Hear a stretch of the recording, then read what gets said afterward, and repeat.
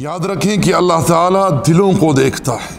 نبی علیہ السلام نے ارشاد فرمایا ان اللہ لا ينظر الى صورکم ولا الى اجسادکم ولا الى اموالکم ولکن ينظر الى قلوبکم واعمالکم۔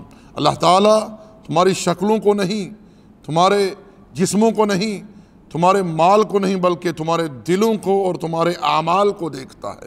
دلوں کو کیوں دیکھتا ہے؟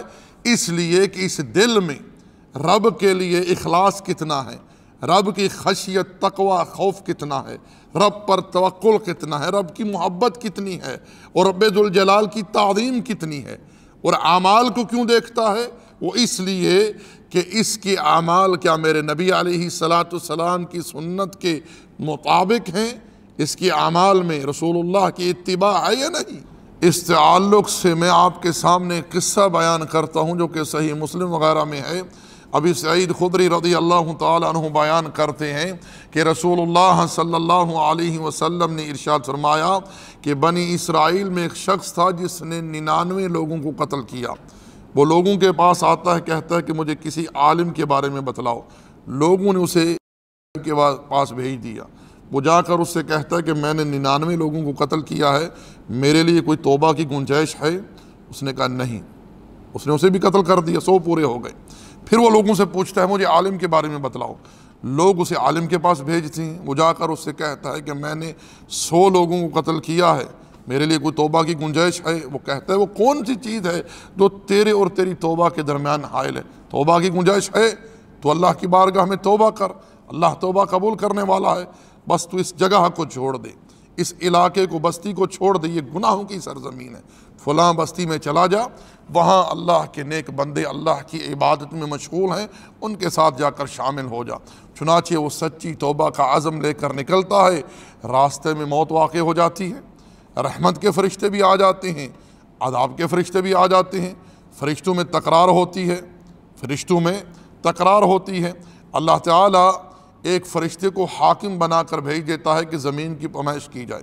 زمین کی پیمائش ہوتی ہے، زمین ایک بالشت کم نکلتی ہے جس طرح وہ جا رہا تھا۔ چنانچہ رحمت کے فرشتے اس کی روح لے جاتے ہیں۔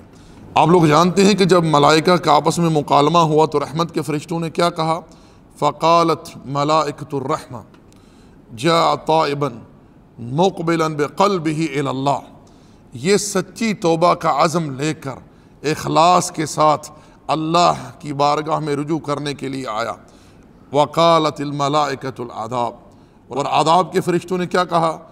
انہ لم یعمل خیرا قط، اس نے تو ایک نیکی بھی نہیں کی۔ اب یہاں دیکھ لیں کہ 100 لوگوں کا قاتل فقط دل میں سچی توبہ کا عزم لے کر نکلتا ہے، اللہ تعالیٰ اسے معاف کر دیتا ہے۔ اس کے برعکس وہ 3 لوگ جو بڑے اعمال لے کر محشر میں آئیں گے، ایک قاری قرآن، ایک شہید، ایک سخی صدقہ کرنے والا، مگر ان کے دلوں میں اللہ کے لیے اخلاص نہ ہونے کی وجہ سے انہیں جہنم میں جھونک دیا جائے گا۔ اللہ تعالیٰ نے ان کے اعمال کی پرواہ نہیں کی، ان کے دلوں میں اللہ کے لیے اخلاص نہیں تھا، اللہ تعالیٰ نے انہیں جہنم میں ڈال دیا۔ اس بندے کے دل میں اللہ کے لیے اخلاص تھا، اللہ تعالیٰ نے 100 لوگوں کے قاتل کو معاف کر دیا۔ کیوں؟ ان اللہ لا ينظر الى صورکم ولا الى اجسادکم ولا الى اموالکم ولکن ينظر الى قلوبکم والى اعمالکم۔ اللہ تعالیٰ تمہاری شکلوں کو، تمہارے جسموں کو، تمہارے مال کو نہیں دیکھتا، بلکہ تمہارے دلوں کو دیکھتا ہے کہ اس دل میں میرے لیے اخلاص کتنا ہے، اور تمہارے اعمال کو دیکھتا ہے۔ جی